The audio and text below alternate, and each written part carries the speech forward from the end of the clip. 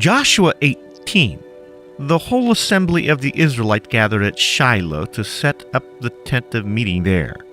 The country was brought under their control, but there were still 7 Israelite tribes who had not yet received their inheritance.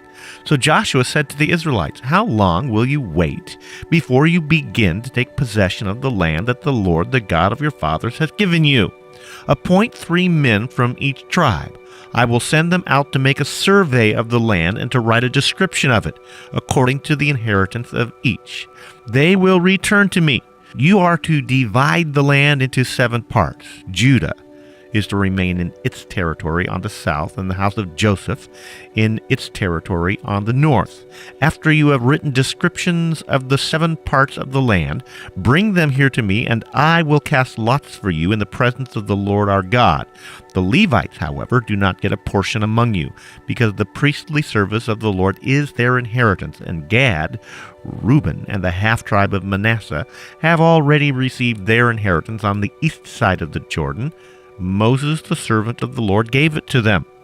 As the men started on their way to map out the land, Joshua instructed them, "Go and make a survey of the land and write a description of it. Then return to me, and I will cast lots for you here at Shiloh in the presence of the Lord."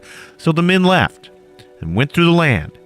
They wrote its description on a scroll, town by town, in 7 parts, and returned to Joshua in the camp at Shiloh. Joshua then cast lots for them at Shiloh in the presence of the Lord, and there he distributed the land to the Israelites according to their tribal divisions. The lot came up for the tribe of Benjamin, clan by clan. Their allotted territory lay between the tribes of Judah and Joseph. On the north side, their boundary began at the Jordan, past the northern slope of Jericho, and headed west into the hill country, coming out at the desert of Beth-aven. From there it crossed to the south slope of Luz, that is Bethel, and went down to Arathoth Adar, on the hill south of lower Beth Horon. From the hill facing Beth Horon on the south, the boundary turned south along the western side and came out from Kiriath Baal, that is Kiriath Jearim, a town of the people of Judah. This was the western side. The southern side began at the outskirts of Kiriath Jearim on the west, and the boundary came out at the springs of the water of Nephtoah. The boundary went down to the foot of the hill facing the valley of Ben Hinnom, north of the valley of Rephaim.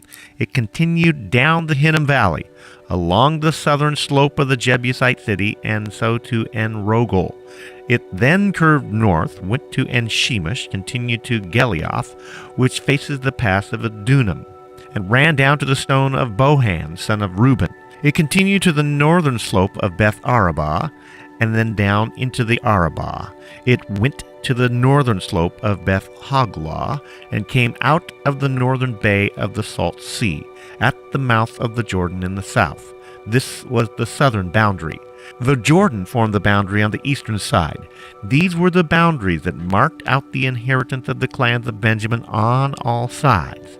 The tribe of Benjamin, clan by clan, had the following cities: Jericho, Beth Hoglah, Emek Keziz, Beth Arabah, Zemaraim, Bethel, Avim, Para, Oprah, Kafar, Ammoni, Ophni, and Geba, 12 towns and their villages: Gibeon, Ramah, Beroth, Mizpah, Kephirah, Moza, Rechem, Irpeel, Taralah, Zelah, Haeleph, the Jebusite city, that is Jerusalem, Gibeah, and Kiriath, 14 towns and their villages. This was the inheritance of Benjamin for its clans.